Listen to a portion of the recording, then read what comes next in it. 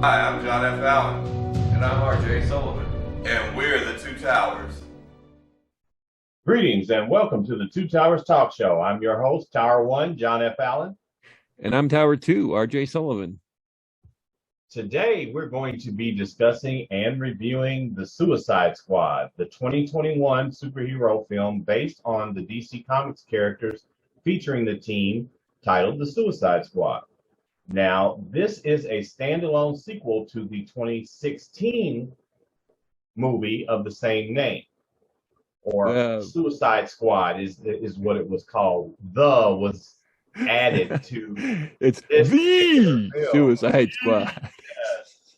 And this is the 10th film in the DC Extended Universe, and it was written and directed by James Gunn, who we all know directed the Guardians of the Galaxy films, as well as his debut film Slither back in the day. And it stars an ensemble cast, including Margot Robbie, who is reprising her role as Harley Quinn, much to RJ's delight. And we have and we have Idris Elba, John Cena, Joel Kinnaman, who is returning as Rick Flag, Sylvester Stallone, Viola Davis, who's returning as Amanda Waller, David Dastmalchian, who you may know from the Ant-Man films. He is playing the Polka Dot Man in this film. Daniela Melchior, she's playing the Rat Queen, as it were. And then we've got Michael Rooker, Jay Courtney, Peter Capaldi, Alice Braga, and Pete Davidson from SNL. Yes, of all people. But in this film, Task Force X, which is the official code name for the Suicide Squad, basically are convicts who are sent to on an undercover mission. They have bombs planted in the base of their skulls, and if they act up, Amanda Waller, who is their handler, will blow their heads off, literally. They are sent to an island nation known as Corto Maltese to destroy evidence of a giant alien starfish known as Starro the Conqueror. Now, this particular film was released on the HBO Max, and it was July 30th. It was simulcast with the theaters, right? And then August 5th in the United States. What'd you say? It's streaming and also the theaters on the same day, if I remember correctly. Yes. It was in the theaters, but I have HBO Max and I didn't want anyone else's cooties, so I decided to opt for viewing at home. And that's no shade on those who went to the theaters. I'm proud of you. You did what you thought was best and you enjoyed it, hopefully. So kudos to you, thumbs up to you. No one's judging. That being said, this film received mostly positive reviews from critics who praised Gunn's script, direction, and visual style. Many found the film a significant improvement over its predecessor. I did, most definitely. However, due to probably the HBO Max simultaneous release, it underperformed at the box office. It grossed only over 144 million worldwide against a budget of 185 million, so it lost money. Though it became the third most streamed film on HBO Max. And, basically, Ratcatcher was not Rat Queen, Ratcatcher. She was the second. Her father was Ratcatcher 1, I'm sorry. So basically, we're going to get into this film, the down and dirty. We're going to talk about everything we liked, we didn't like, what we expected, what we got, so forth and so on. So if you have not seen The Suicide Squad, and go watch it before you get any further here with us because there will be spoilers. So you haven't seen it, you need to go see it and then come back. You have been warned.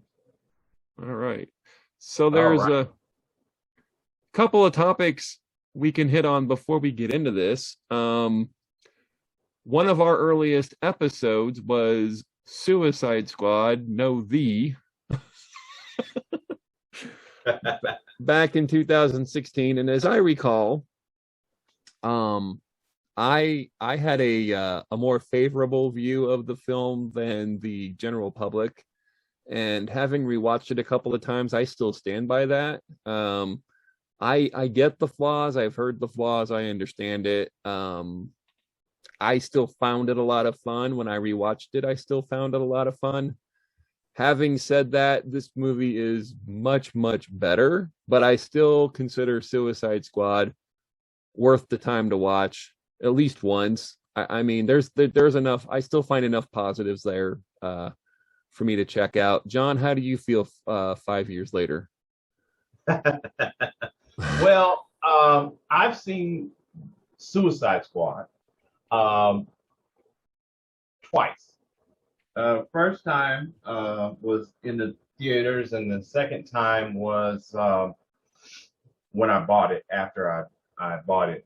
And I kind of agreed with you, although I did have a bit of a harsher review of it with regards to some of the things that I felt were really big misses.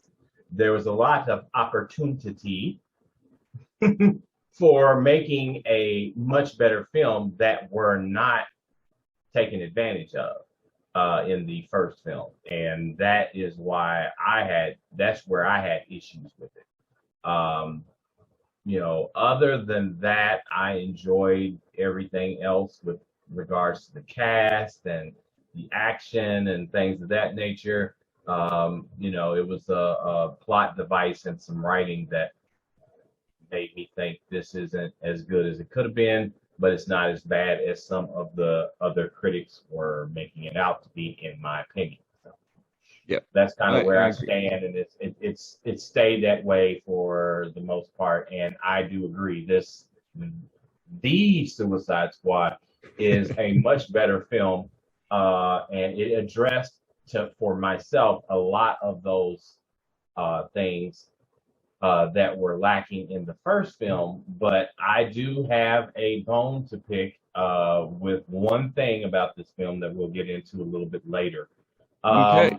So you want to go ahead and give we can give our reviews right now and then get into it? Absolutely. I'm going to preface this by saying, as I have said in the past, I'm not a deep cut fan of DC comics in general. I take these films and these characters at face value. Of course, I know a lot about Harley Quinn because of the Batman animated series and all the films that have been made about her since. And big plug for the HBO Max Harley Quinn series. That is really good. I hope that one day we will be talking about that on this show, but just that gets my highest recommendation. I'll leave that there. But I haven't laughed this hard, and I can't remember the last time I've laughed this hard, John. I from the beginning to end, I was just literally laughing out loud many, many, many times throughout this. James Gunn had some troubles a few years ago. I think there's a lesson here that fans probably need to be a little more careful, and I think studios need to be a little more careful how they handle certain things. And I don't want to get political. I'll just leave it at that. But James Gunn is a huge talent. He knew exactly what he wanted to do here, and he did exactly what he wanted to do, and he made a terrific movie. I think in every sense of the word, he knew what he wanted to do and he did it, and I loved it, and I'm giving it a 5 towers. So I don't know how they could have improved upon it. They probably could have, but I had a terrific time. I watched it over 2 nights because it is over 2 hours, and I just had a ball. It was great. So I'm coming in at our highest recommendation. How about you, John? All right. Well, I am coming in just under that at 4.75 towers. There was, I am deep cut DC, and I recognized all of the characters, and they played them very well, most of them. One reason why this didn't get a 5 for me was because Amanda Waller is a badass, and she is played excellently by Viola Davis, who I'm a fan of. Viola Davis, not just as an actress, but as an activist. I really admire her a lot. That being said, what they did to the Amanda Waller character in this film played along closely to the lines from the first film and from the comics up until a point. There were some things that she did, and we'll get into the exact nature of that, the character that is, that were kind of out of character for her to the point where it was noticeable to me. And you don't do that. That's like doing something. That's like the perfect example is Nick Fury getting his eyes scratched out by, yes, I know it's not a regular cat. It is an alien that assumes the form of a cat. The name of the species escapes me at this point, but the point is that you've got this shadowy underworld figure, who's top of his game, and even though he was new and still working at CIA, he loses his eye to a cat. It was the dumbest thing, and it was so out of character for who he was as a character. And I'll never really forgive Marvel for that. That was one of the dumbest things that they ever did, in my opinion. That being said, this isn't that bad, but it is pretty much kind of along the same lines. They made Amanda Waller do some dumb stuff in this film and react in certain ways that the Amanda Waller that I know and love would not have, and that seemed out of character. Yeah, it didn't take away from the entire film or me enjoying the film, but it was worth noting for me. So there's that. Gotcha. All right. So do we just want to dive into the spoiler section then? Yeah, sure, absolutely. Okay. I mean, I say that probably the first couple things I'm going to say are not spoilers, but first thing I'll say is I would like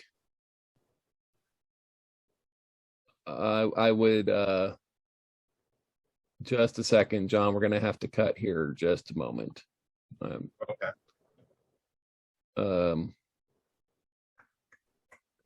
Okay. And we'll come back. Okay, so the first thing I want to say is I want to talk to Margot Robbie. Okay, Margot, I don't know if you listen to our show or not, but listen to me very carefully. You got the part. You know what I'm saying? You got the part. You are Harley Quinn. It's okay. You don't need to keep auditioning for it. And I love the performance. She's always coming in like she's still trying to, you know what I mean? Like she's still trying to earn the role. Right. And we're 3 movies in and I still feel like she's auditioning, and there's a real charm to that because she just brings it she's so completely there all the time. And I get that's very much Harley Quinn's character, but every now and again I'd like to just see her kind of reel it back just a little every now and again. But Yeah, that's what I love watching Margot Robbie play this character because it always seems like she's still auditioning, like she's still not sure if she's got it. And I just want her to know, you got the part. It's good. Um, and I want to talk about I hope I say his name right. Idris Elba.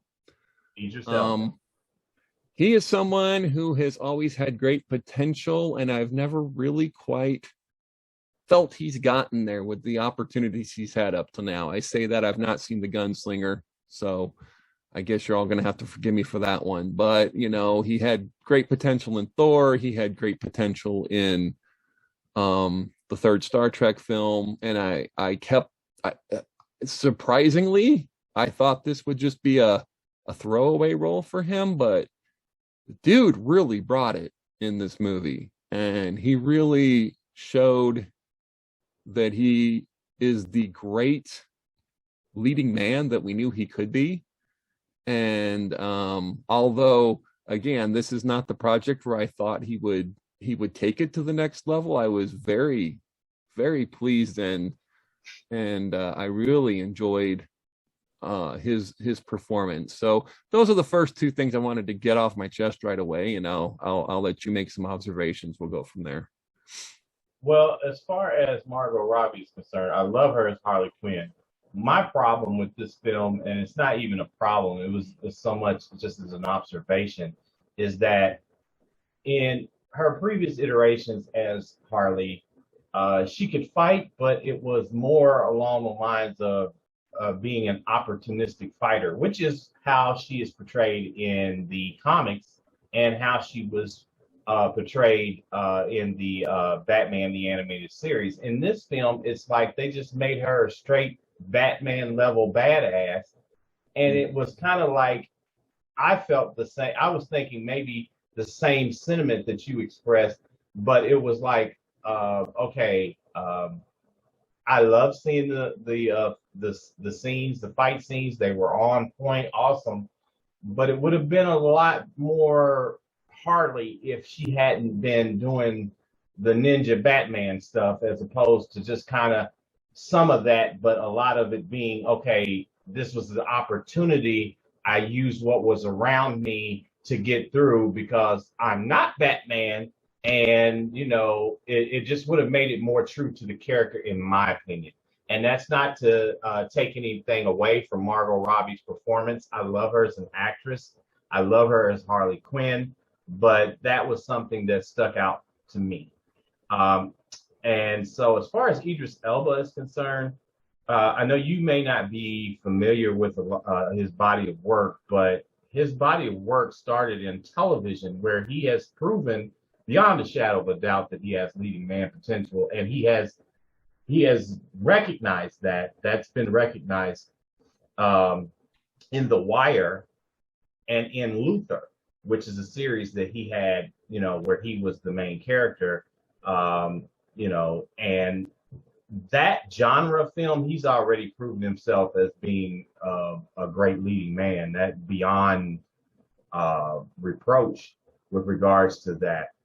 However, I do agree with you when it comes to genre films such as these, that he stood out in this film in a way that, would have been thought of as maybe, okay, well, this might be just a little tongue-in-cheek, appearance throwaway role, which actually turns out to be a lot more involved and a greater performance when it comes to genre films such as these. So definitely wanted to mention that, because definitely there were opportunities that studios messed up where Idris Elba was concerned, and one that comes to mind is the Alex Cross series, and I'm not going to disparage Tyler Perry. And yeah, I wish him nothing but the best, and I do support some of his work, but in my opinion, they had Idris Elba right there to play Alex Cross, and they went with the guy who plays Medea now, and that was what was hot at the time, Medea. So that's nothing to take away from that, but just in that particular role, Idris Elba would have killed Alex Cross. It would have been a um, franchise opportunity that would have made money hand over fist with the property from James Patterson that was extremely popular across the world. And they messed it up. And the studios didn't take advantage of the right actor for that particular role. And they dropped the ball big time. Idris Elba is a huge talent, and he definitely is more well deserving of a lot more than what he has been given. But he has proven himself to be very much a force. And if you don't believe me, watch Concrete Cowboy. Those films like that, they speak for themselves.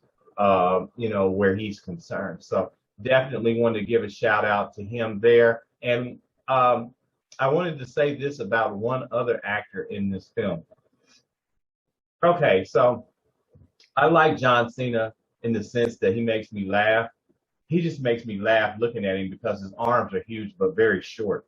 And that in and of itself gets me cracking up all the time. Not to mention that he usually has some kind of goofy look on his face, whether he's trying to be serious or whether he's trying to be goofy. So there's that. And then of course his career as a wrestler. You can't see me, the whole hand wave thing. It cracks me up every time. That being said, in this role, I was looking for him to be that character and play it exactly that way, and he did it. He nailed that character of Peacemaker, and I'm familiar with this character from the comics and the direction that DC is going with it, and that I'm very ecstatic that they are going to spin off a Peacemaker television series for HBO Max starring John Cena. And that is, that makes my heart smile because I can just imagine this show is going to be so sick. But, I wanted to give a shout out to him for that. His time with Idris Elba on screen, there's definite chemistry. I would love to see a rematch, as it were, between the two of them. They played off of each other very well. Make it happen, DC, make it happen. The other thing that I wanted to say, there were, I know it's the Suicide Squad, so not everybody was going to make it out. But there were two characters who met their demise in this film that I thought shouldn't have. And I know that one of them, his death was impactful to, move the story forward and motivate the characters. But Joel Kinnaman as Rick Flag, I wanted to see him visited again. I wanted to see him in maybe a third Suicide Squad film, or maybe show up in the Peacemaker,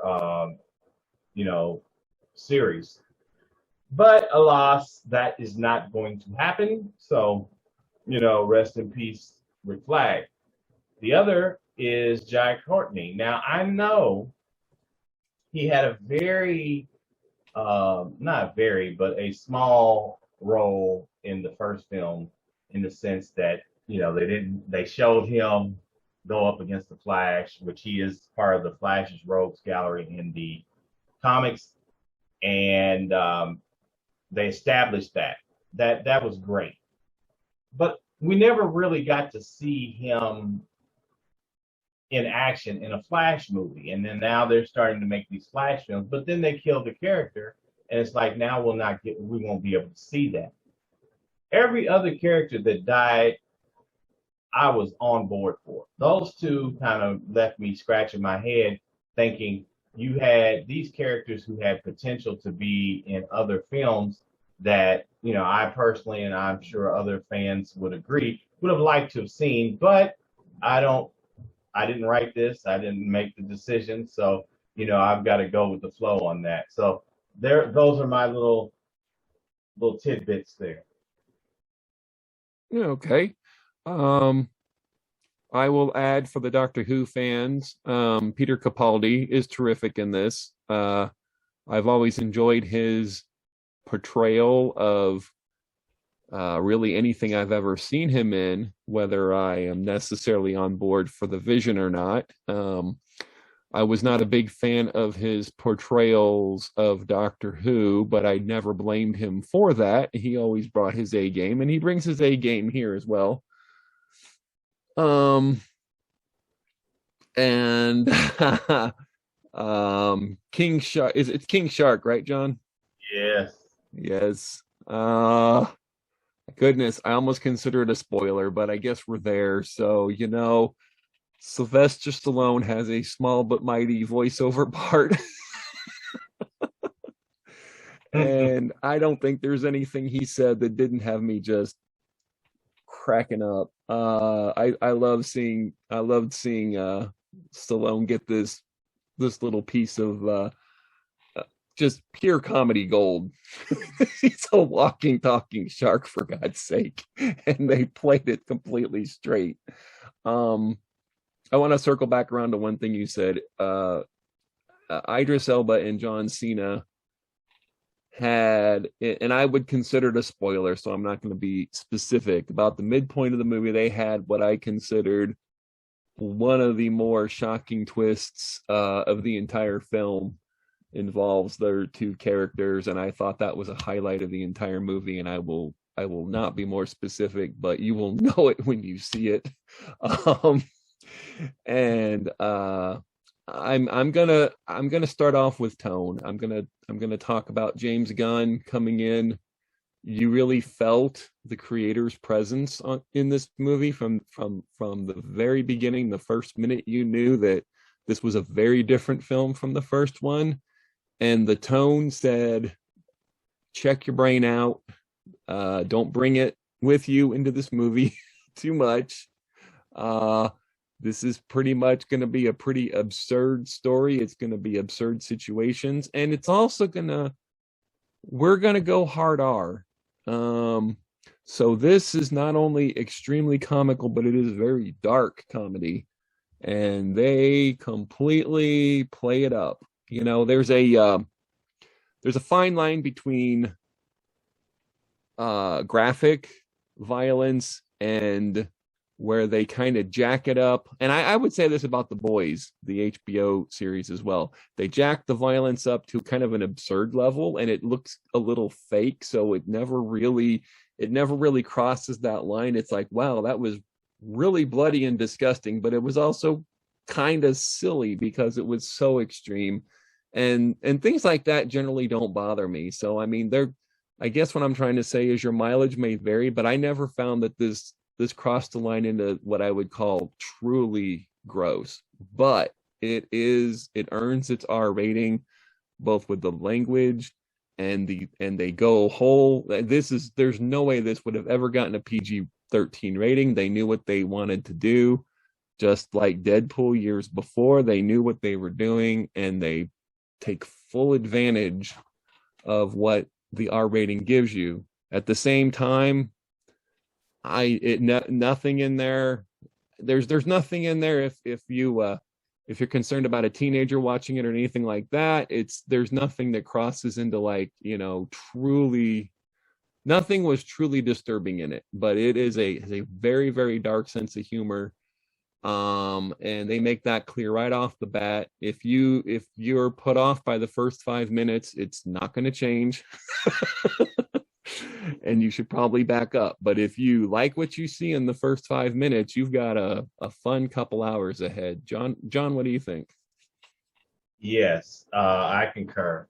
I enjoyed this film for what it was. It wasn't afraid to be silly when it needed to be, when it wanted to be. It wasn't afraid to be comic booky when it wanted to be and when it needed to be. And it wasn't afraid to actually even be serious, dark, and violent when it needed and wanted to be. And the characters, despite the over-the-top silliness of some of the things that are addressed in this film, they all play a part and they all teach a lesson and they all help the characters to grow. The ones that survive and even the ones who don't up until the point of their demise. And that in and of itself is tricky because you're dealing with some not even C level characters. You're dealing with D, E level characters like Polka Dot Man. He was one of the most absurd characters to ever be created. And this was a Batman fold at some point. And I'm like, you know, reading the comics as a kid, I'm like, this guy, he throws polka dots at people.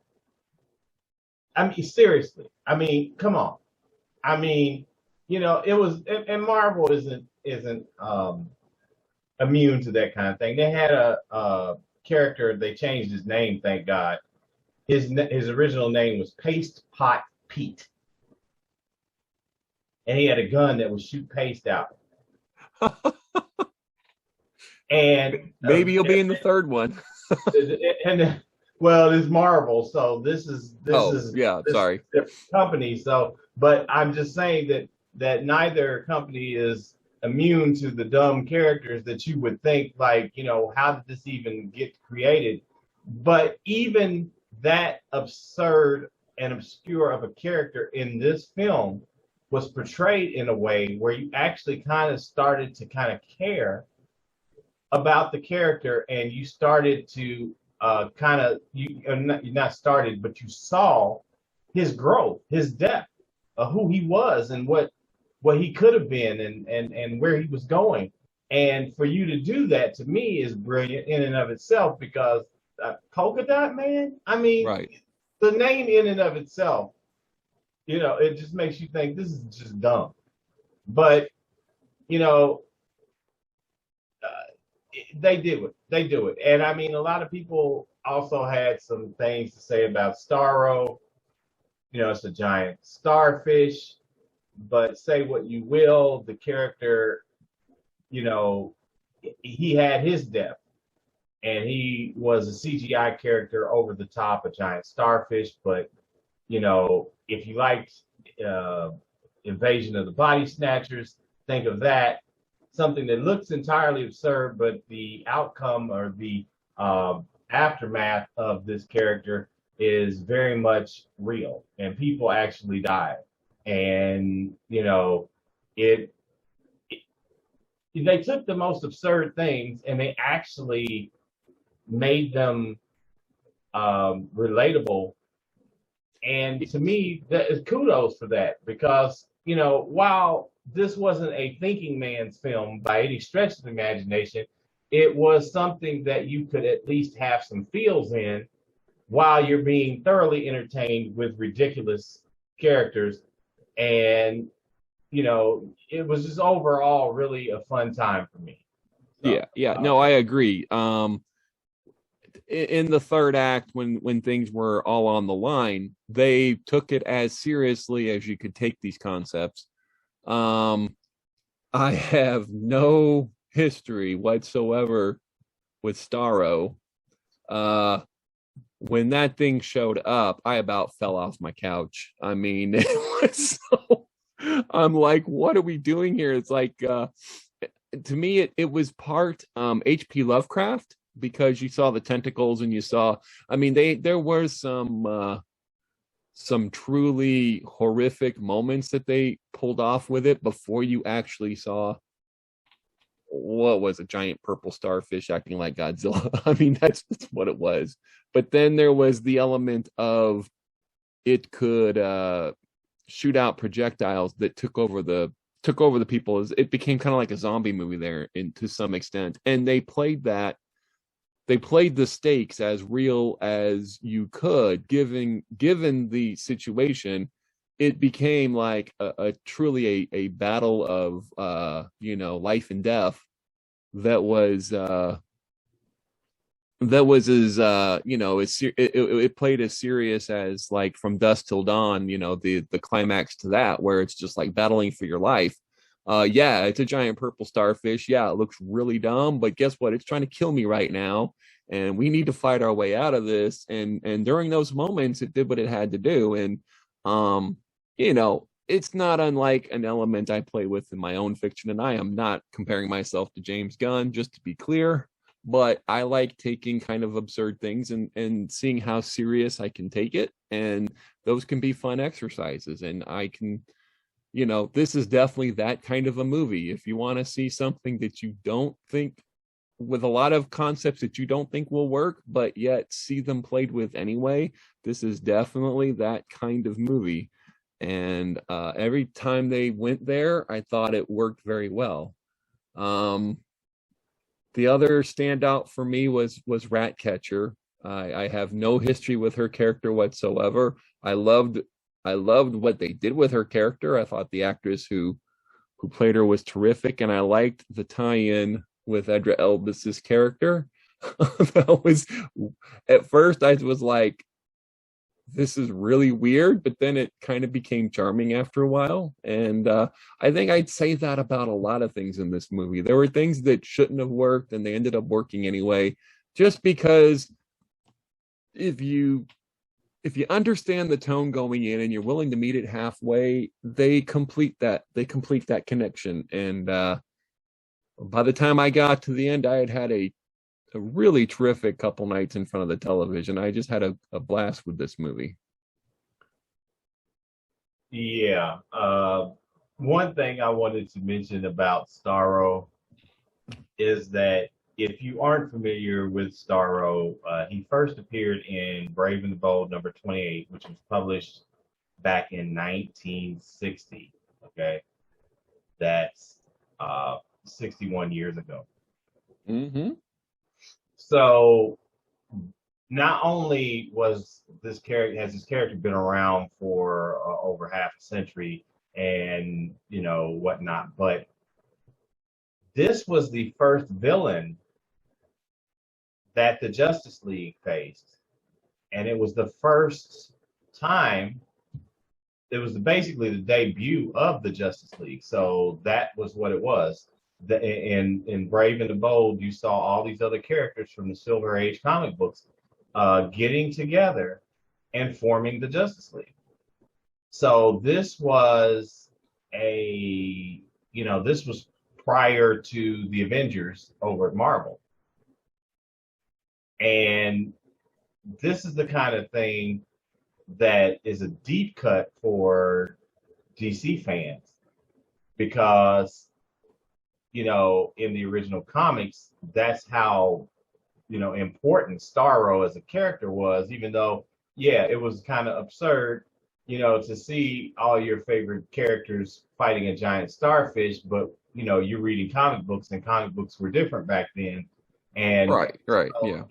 you see the amount of depth that they've given something as simple and silly, even for this film. And you had to say Starro has come a long way, and it's just interesting. When I read that they were doing this film, they were putting this film together, and that Starro was going to be in it. I thought, wow, I'm wondering how they're going to pull this off. And surprisingly enough, they pulled it off in a way in which it made sense for the story, and it didn't make me want to bang my head into the desk or otherwise run around blindfolded in traffic. That being said, I think they did an excellent job, and I think that it is this character appearing in this film within a film franchise is exactly how it needed to take place. You definitely did not want to recreate the first comings together of the Justice League with a giant starfish that is from another planet. That would not have worked at all. And I'm glad that they put the character's debut in this film as opposed to any other.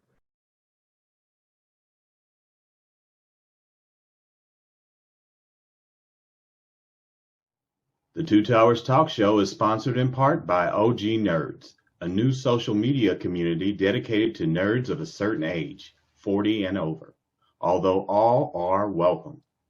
Members are encouraged to share articles and links on their favorite nerdy topics such as animation, anime, art, books, writing, comics, manga, movies, music, sports, tech, science, TV, video games, RPGs, and more.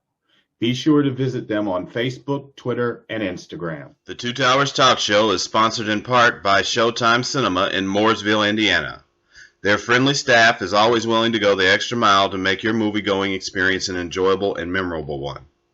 Enjoy the comfort of their new cushioned seating in their spacious auditoriums, and while you're there, be sure to stop by the concession stand and purchase some popcorn where real butter topping is an option. They're located at 300 South Bridge Street in Mooresville, Indiana. We hope to see you at the movies.